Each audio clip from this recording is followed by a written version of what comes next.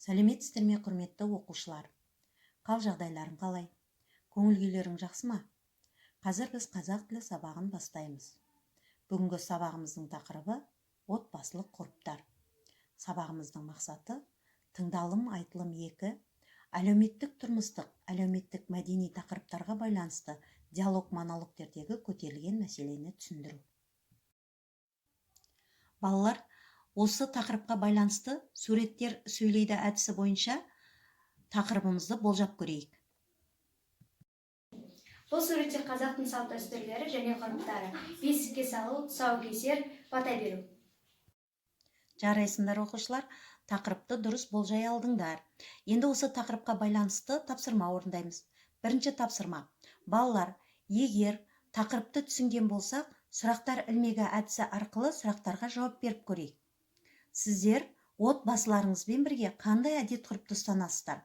Отбасылық қандай салт дәстүрлерді білесіздер? Жарайсыңдар балалар, сіздер сұрақтарға нақты жауап бердіңіздер. Енді балалар, келесі тапсырманы ұсынамын.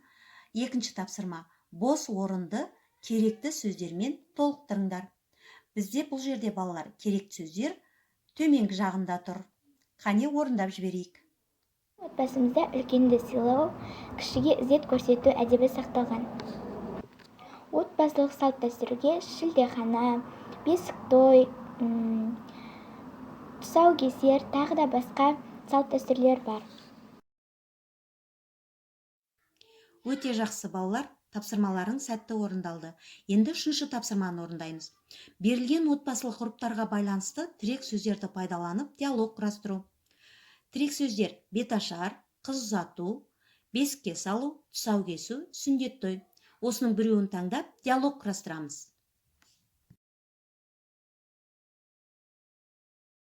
Оқушылар, қалай ойлайсыздар? Осы жазылған диалогте қандай әлеуметтік тұрмыстық мәселе қозғалады? Бұл диалогте бесікке салу туралы айтылған. Бұл бізге мұра болып келе жатқан дәстүрлеріміздің бірі. Баланы бесікке салған кезде тазалыққа баулайды және ұйқысы тыныш болсын деп жорығын үлкен етіп қойған әжелеріміз. Жарайсыңдар балалар.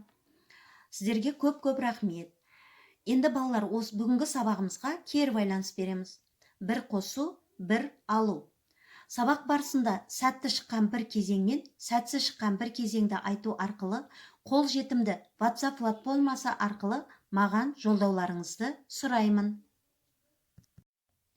Осымен балалар, сабағымыз аяқталды. Назарларыңызға рахмет. Сау болыңыздар.